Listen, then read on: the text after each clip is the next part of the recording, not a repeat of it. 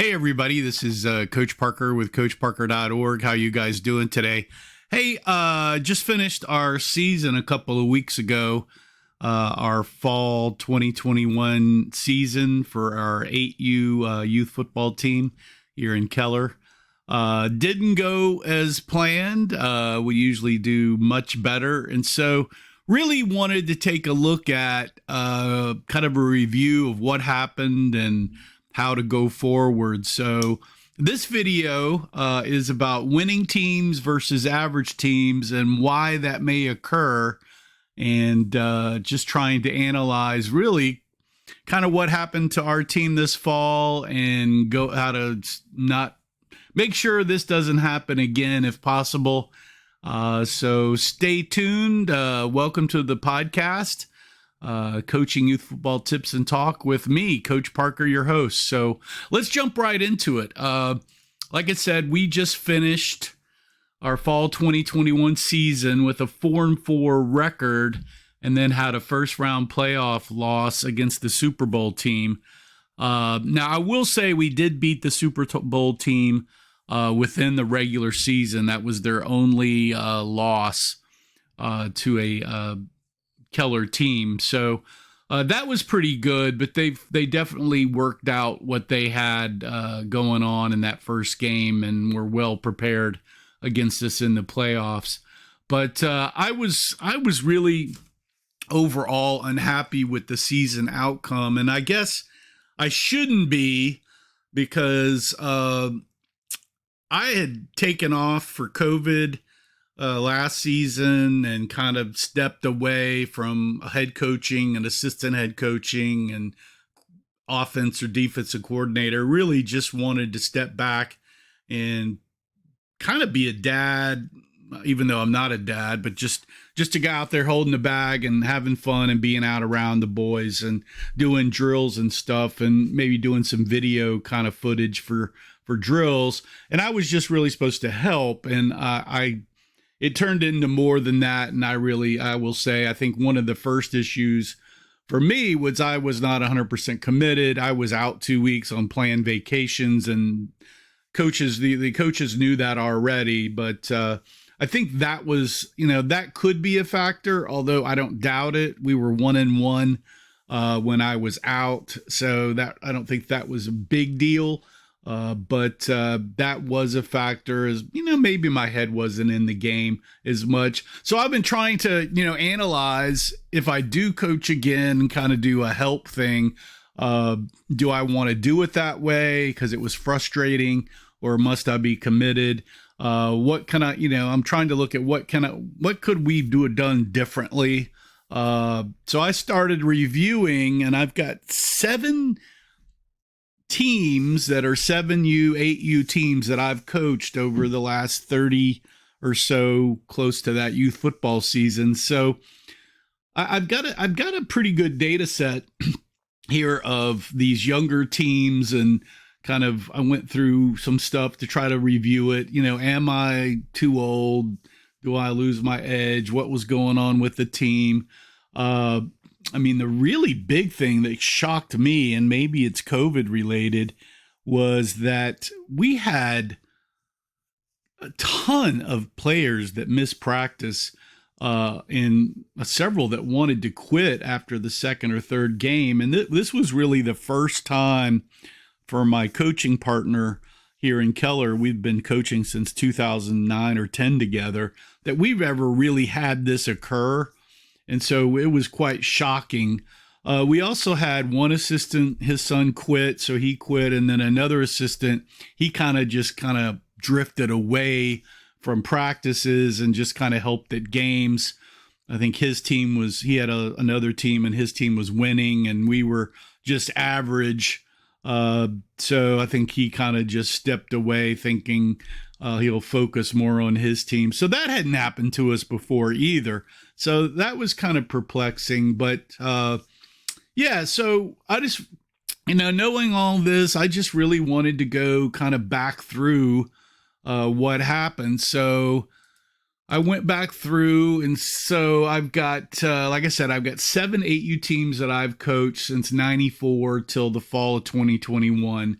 Uh, I reviewed 25 different characteristics and traits of these teams on an Excel spreadsheet and answered questions to myself, including looking at myself. Like I said before, I was out 2 weeks and was kind of just a helper for a while. And I tried to look at, what can I tell from this data? And as always, because I'm a goofy analyst, I'm over analyzing this for youth football. And that is a probably yes. I am definitely over analyzing this, but it's good fodder for the podcast, isn't it? So I guess, what I'm trying to say is what the heck happened to last season? So let's kind of get into it. So just a quick recap, kind of going through, not trying to throw anybody under the bus, just looking at it as a data analyst and sitting here and how can I get better? That's really what I'm looking at is if I coach again, because I'm 50, I'll be 58 in February, should I just keep writing or should I coach? And I'm trying to decide, do I really want that commitment to do that? And, or should I spend more time with my wife and family? And so that's where I'm at. So looking at this for fall 2021, here's a quick recap.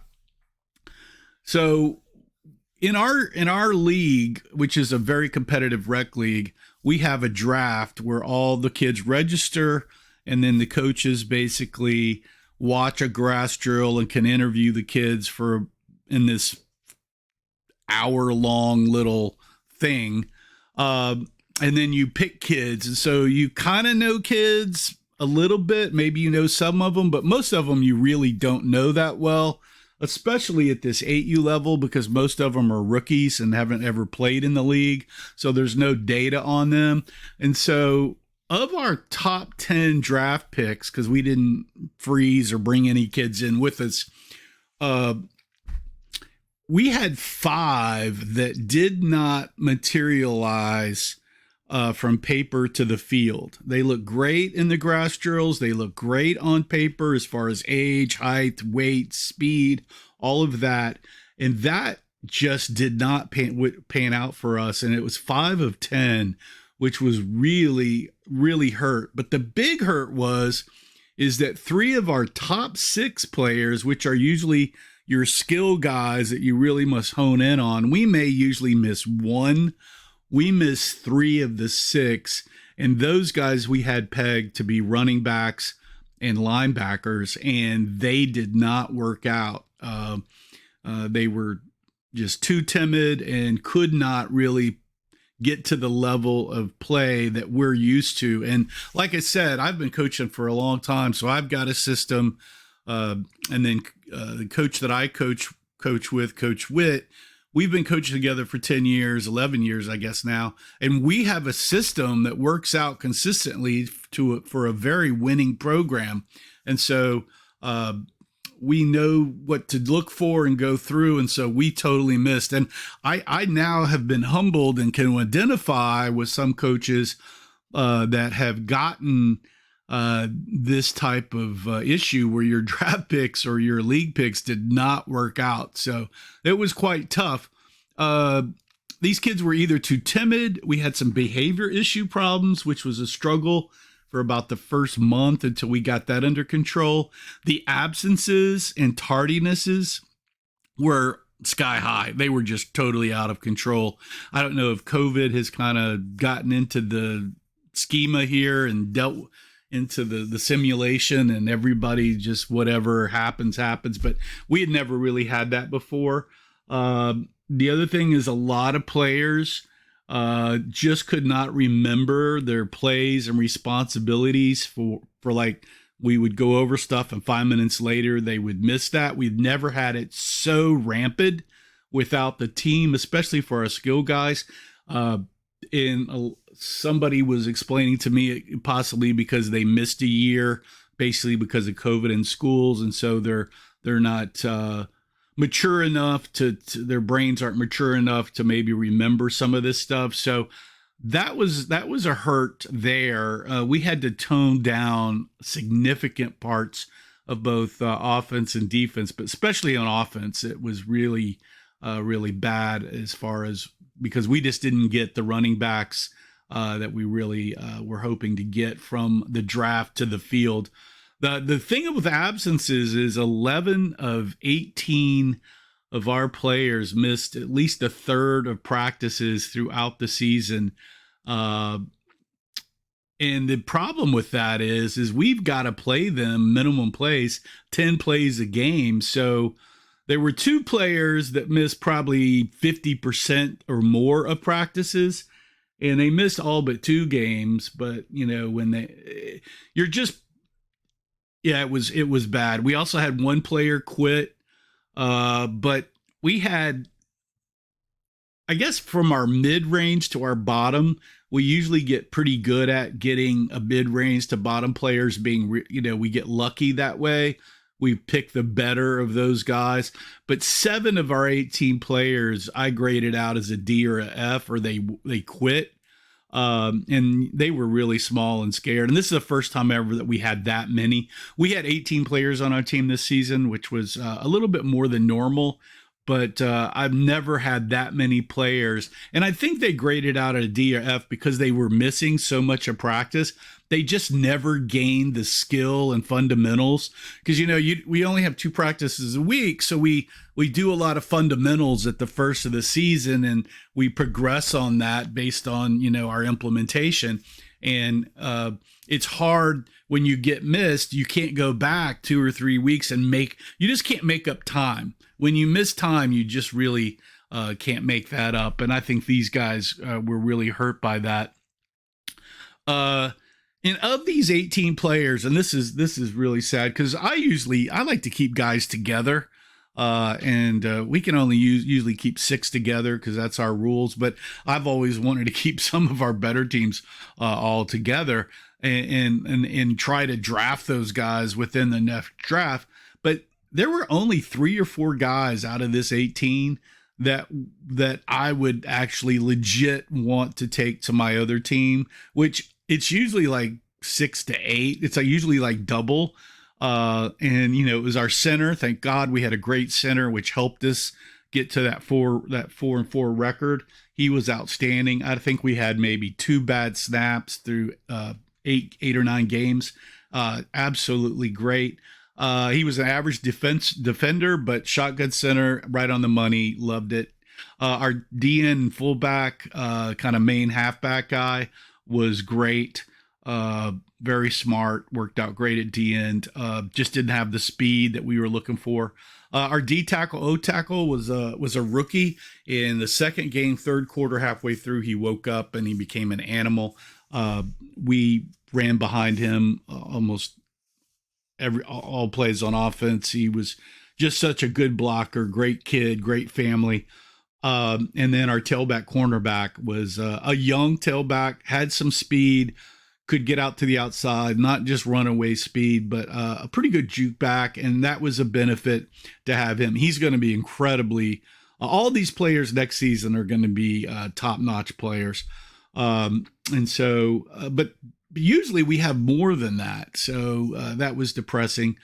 We just did not have enough, I think in the fall, we just did not have enough skill players to compete for a Super Bowl. And then we had too many rookies with excessive absences. That really at base kind of what happened.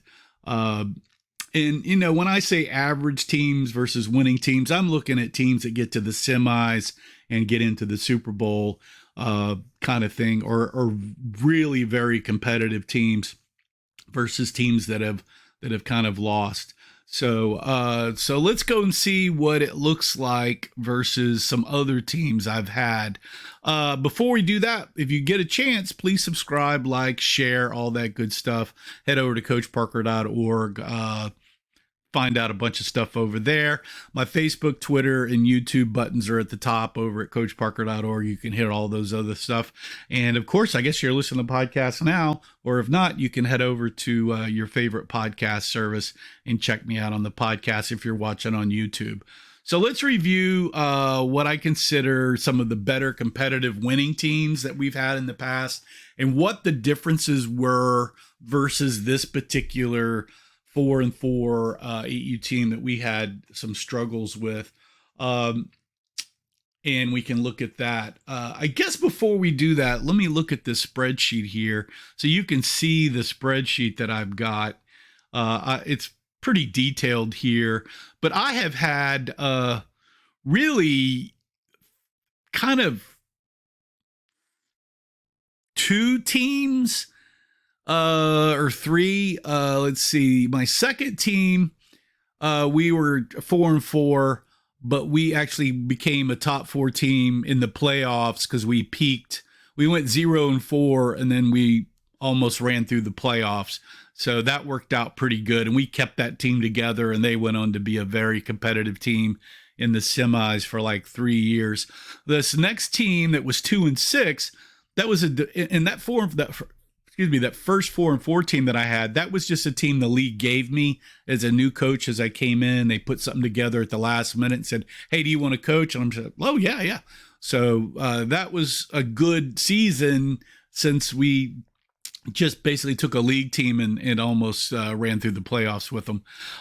This other team was a developmental team that we did for a league trying to go to select, and we brought a team in to a rec league, and we had all these really young players in the draft just trying to see what they had, and we got trounced by some of the older kids teams in that age division. And so I would highly recommend don't draft young kids anymore in that. The next couple of teams were top three and Super Bowl teams, Super Bowl win teams. And then I come to this team here in 2021 where we were just a top four team. And so you can see here's the long spreadsheet, positives, issues. So you can see kind of what I looked at here. You can pause that if you need to, but here's the summary of all that because I don't want to go too long into it. Is what is it that winning 8U teams that I've been associated with? What are the differences from these losing teams? I think the first one is the draft picks that we picked on paper actually equaled what we thought and they were great players on the field. So kind of what we thought they were actually turned out at least 90% of those. We may have had 1 out of 10 that didn't turn out, but the majority of time that we've done this, they turn out for us. And so that was a big deal to make sure.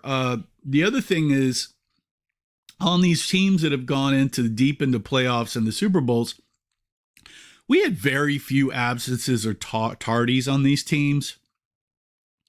So that was a big deal. I mean, you just can't have kids missing a whole week of practice and show up at the game, or, one practice every week they miss, or, they just miss games too. I mean, in our playoff game, we had our starting quarter.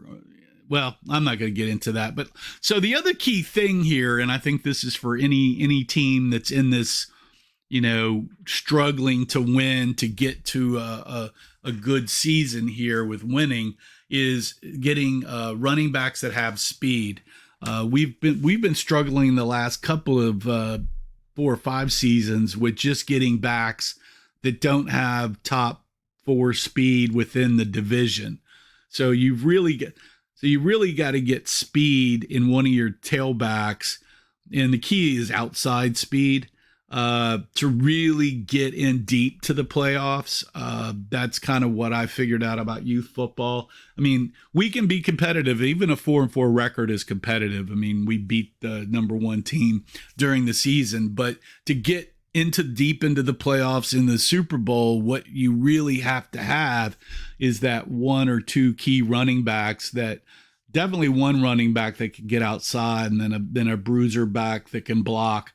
And that's the key, is to be able to get outside with that outside speed. The other thing is your running backs need to be experienced, at least 1 season under the belts as ball carriers. Because it takes 3 or 4 games for them to get used to holding the ball, not fumbling. We had issues with that this season.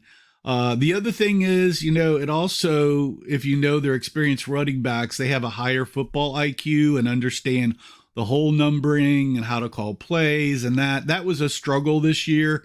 Most of our backs that we had hoped to playback could not remember plays with even just after you taught them. It was kind of freaky. So, and this is a system that we have been running for like a decade. So that was something there. So the key really is speed to the outside, experienced, and they know how to carry the ball. The other thing that I think that this came out in this analysis, which I thought was interesting, that the teams that we got deep into the playoffs, we at least had 6+ great players. And when I say great players, they would be two-way starters. And most of those 6+ were keepers that I would try to get again on another team. The teams that were like 4-4 record, just the average record and below, we only had 2 to 4 great players, and that just doesn't work out. You've got too many holes that your opponent can find and take advantage of when you don't have, at least more than half of your players on the field are experienced and great players.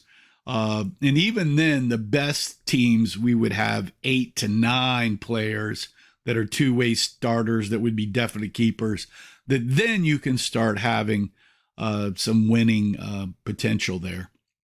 Also, the thing that's found in here is older players within your age group division.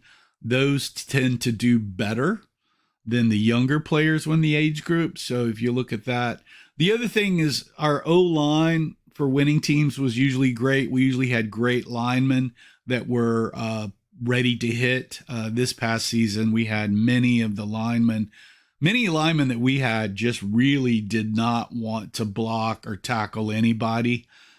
So that was the deal. And we also, with the winning teams, had focus coaching on the O-line and D-line. So along with this 6+ great players is these winning teams that get deep into playoffs and Super Bowls, is they had a really strong defense with top skilled players at linebacker, corner, DNs, D tackles, and maybe only 1-2 weak players were on defense. I mean, we were playing with like 6 or 7 weak players this past season on defense, and we didn't really have any substitutes to be able to put better people in because they were players that never made practice.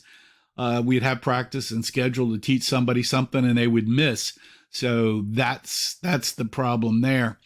So the other teams had few weak players, maybe 1 or 2 minimum play players on a team, if that. I know one of the teams that we got to a Super Bowl in 8U, the next season we kept a core of those 4 together and then got lucky in the draft and absolutely had, I think we only maybe out of 18 had 1 weak player. We went undefeated that season. So there was that. And the other thing, when we had these winning seasons, I was a co-head coach or very committed, but I don't know if that really had a problem now this year, since we went 1-1 with those when I was out, and even beat one of the best teams for the game that I was out. So I'm not sure that was a main deal, but it might be. But I think the biggest thing was the 6+ players and the experienced running backs and outside speed was kind of a big thing. And that means your draft picks have to equal out. So some of you guys that are in the league and you just get a team thrown together and they hand you this team and you're struggling, you could be in this situation that I was in this situation. And you just have to be realistic about that. So real quick, because it's getting pretty long here. The thing on missing practices for inexperienced teams is your weakest links never get better. These absences just like exponentially get worse as your weaker or rookie players miss, because those fundamentals you're teaching early in the season, they never make that time up, and you're competing against teams that probably aren't having as many weaknesses. So they're getting better. And this is what I said this season. It looks like we've digressed because we had so many absences, and we were very competitive the first of the season. As the season extended, we did not get better. We actually got worse because the other teams had players at practice and they were just getting exponentially better. And you could see it in our play. So, you've got to explain to your parents that missing practice hurts the team because those players, especially rookies and weak players, they never progress to the level that you need them to because reps count. That's the biggest thing. Reps in practice count. Showing up to a game and doing in a competitive league does not work out. So that's what I've got with missing practice. So, if you find yourself in a situation, and I'm not trying to whine about it, but I did want to kind of look at what was going on with this season. But if you find yourself in this, remember to keep coaching them up and have fun. Reset your expectations for the season. Focus on those fundamentals, and that's what we did about midway through the season. We saw that it was not going as well as we had in the past, and we had too many absences. So we really focused on fundamentals, trying to make practices fun so they'd come back and play next year. You want to focus on the players that want to be at practice and the desire to practice. We overcoached that game against the number one team, and we beat them and surprised them. Now they got us back in the playoffs, but sometimes you just got to overcoach it and really put a lot of time in to get those wins. You can still have a great season, and that's what matters, is having fun, making sure the guys want to come back and play next season. Make sure to have it fun, and that's my advice there. So hope you enjoyed this podcast. As always, you can head over to coachparker.org. I got 15 playbooks, drill books, and other youth football coaching books over there. Head over there to the bookstore if you get a chance. The Beast, Power I, Double Wing, Wishbone, I Formation, Single Wing, Wing T, Spread, Defense, Drills, all that good stuff. So head over there. I've also got a coupon, H-Days 21 over at Coach Parker, good through January 5th. So happy holidays there. And again, thanks for joining me today. This is Coach Parker with CoachParker.org and Coaching Youth Football Tips and Talk podcast. Thanks for listening. If you have any questions or comments on this, please leave those down below. The easiest way, if you've got anything really technical you want to ask me, just head over to CoachParker.org, my contact page there. Shoot me a little contact email, and I'll be glad to answer any of your questions. So again, subscribe, like, share, all that good stuff. Happy holidays. Ciao. See you guys next time.